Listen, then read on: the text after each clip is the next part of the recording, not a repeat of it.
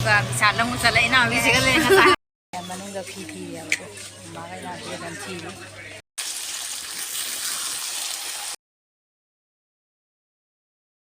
Ayukta nungcbra jing nungsa sariba khusa ja koi nu se magi. Hello everyone, Eigi na video sida mayam purung opu Taramna Okchari anjusagapam5346 mayam ai hajik bazar chauge na tawre ko khoma ga nang rupi ga bazar da pochai khara laini na hai adu ko moi ga loina na bazar chauge na tawre ko puja maya da salagna kai kai phi no ba kai ga thok ko su sum jinga ke mayam bodi puja da ko moi mi na se mayam ko bazar chauge ko magi chosma gi dukan da hana lai ko mai chosma frame ji si do kai na đây là của khơi má cái chặt đi, tụi mình khơi má, tụi bay bữa discount này mà, à bốn tỷ ta nó còn một cái Nungc bữa discount được sao? Tụi mình discount này tụi, regular Nungc bữa nào, cái này tụi mai tiệt không tàu đi vậy đó, bây giờ frame nhám đây.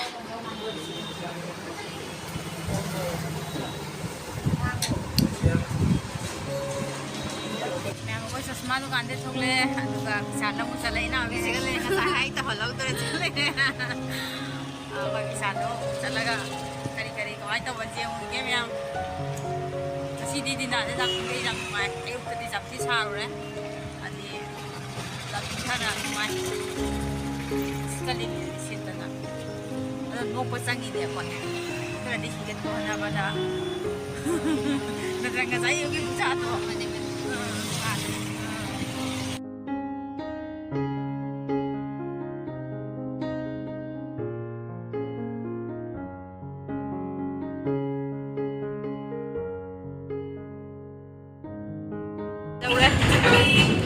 manung da changaga mate dum lawra ke ko jam na di lawba ki jai ja da ra bra na jani ge manung da phi ya ma na da kan chi ai dum jenga mi ni baja puja gi baja bodi yam pu thara me phi je ayukta nungcbra ga jing nungsa sariba khusa ja koi nu se magi ne online de gi pot am se leba mana pamba pot do la e hedan lo thoi ne ko sim pam se lambi che kar phatta bin ngasi di delivery mi do sango ya de ba ada dukan am lei bi do adu ga lag lai re adu lawro law ai na hai rak ko ben lai ne ma top cha bo su ngai tam ne ai su maning nei na re magi pam ja ba po to la ko ni na harau na chali hem sing sai to nong taram be ki lambi ji yong kam phatra mo da ga ma da ada dukan ja lai đâu sang rồi đấy, leo bắt chi này, bây giờ đi khang rồi hàng có gì, chúng ta tụm gì ngon nào cả, gì ngon nó lôi ra bà con, đó cái đấy mayam, chúng ta giống nằm để mai à pam bà bồn nè, ra mà giờ vẫn là tem mai gì pam giờ bà bồn nè, nên là bồn chính cái gì coi, chúng dầu từ là làm gì đã ăn bột chính tàu đấy, chúng mà bỏ Semaina pamba bracelet ka nange bracelet ne ba daga seal ga na faja ula ga da la rau jara ba nang pamja ba do oi ba khra oi rau na lo re faja na pai ram tang ulo jana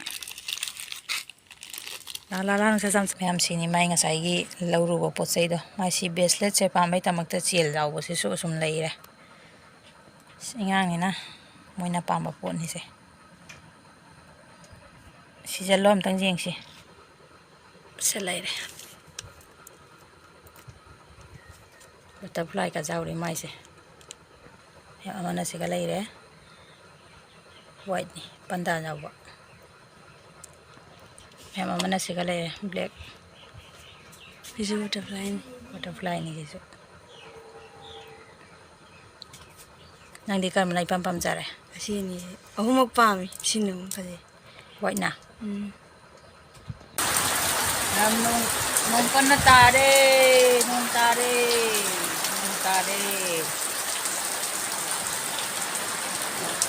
sa khai bom di thon lo re tong thon dri nong kan tak le papa na pirin ang acha potap khia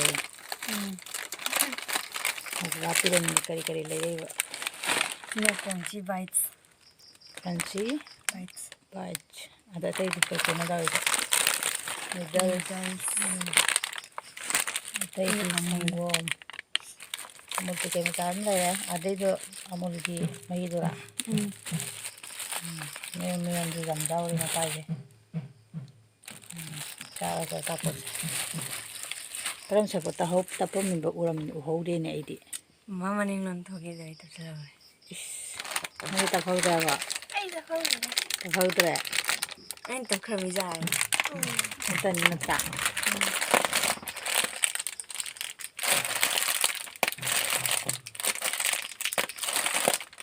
Nam merakti nungcate sada nung tanah kera ingkar benar kari pauri.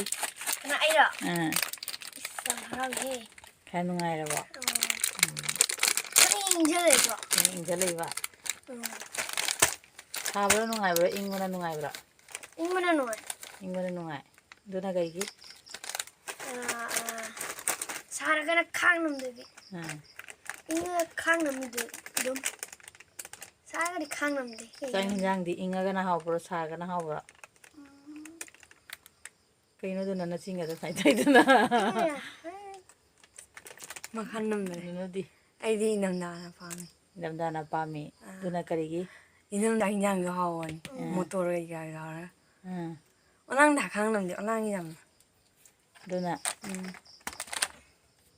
Satu tu tak tu. Undang imu thong bacangge mayam ai jang jina nga toy na thong ani nga ngani na jam pamba nga je piece macha macha oina semale aduga thong da ba macha ko da macha linguna tilau chana morok sing already khamen sembi asina sok jaina ba mayam du de hinjang e thongale masla maroi hapa ka ngau kholine ba ko makha jana ble e ba ko mulla abani hinjang se adi masa nga se masa se musala abani makha se ka kana chale da mai kitang hapa ka mu kholine ba igi se sai thomta video se lau na isana thong bani na ne ko camera ja khari no me ai khang ji su mai da thong ba ma chak ti ka thi re no hinjang mai je full loina hapa ka mu sawale wasala ka daure ai hinjang se kadana di sawre ai se no somdana sak thangale amna hinjang loire aduga ai sa to maduna khoi mini ki su sak pijari ne ba ko khoi na injale ma mathanda simaina namjan thammaga chingdo ka cha ba hijare ba madi hinjang ga tola cha wai ba jate madi ngari na to tringai gi ma sak cha wai ba jate na mai gi saruk ngari